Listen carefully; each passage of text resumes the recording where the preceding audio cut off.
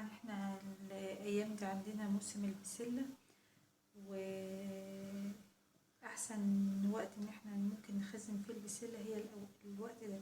طبعا فصصت البسلة زي ما انتوا شايفين اهو، وحطيت عليها الجزر، وحاطه المية على النار بتغلي.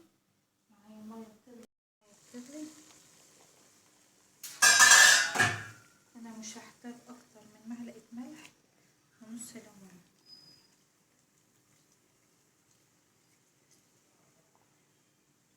بس. عندي البسلة دي احسن طريقة تحافظلك على طعم البسلة بنكهتها وطعمها الحلو. اما لو اتحطت من غير ما تتحط في المية السخنة هيبقى طعمها مش حلو في الاكل،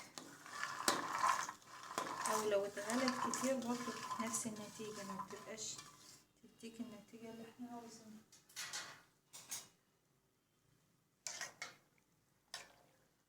بس خلاص هو ده اللي انا عاوزاه، مش هخليها تغلي ولا حاجة. لحظة بس كده، هخش انا دلوقتي وهبرد. فتحت المية وبنزل البسلة بتاعتي بالشكل، وبردها بايدي، ببردها على طول، ودي هتبقى عندك احلى بسلة واحلى طعم نتيجة تطبخيها باذن الله. يا رب تكونوا استفدتوا. حافظ عليها باللون الاخضر الجميل ده. طبعا احنا خلصنا اهو، وانا عبيته على قد استهلاكك. بتعبي انت اكياسك على حسب ما انت عاوزه، بتقسميها على حسب طبختك انت. شوف انا معايا لون البسله لونها جميل ازاي، وبتفضل باللون ده لحد اخر كيس معايا. يعني ممكن دلوقتي انت بتقدري تحفظيها سنه معاكي تبقى زي الفل وطعمها جميل جدا.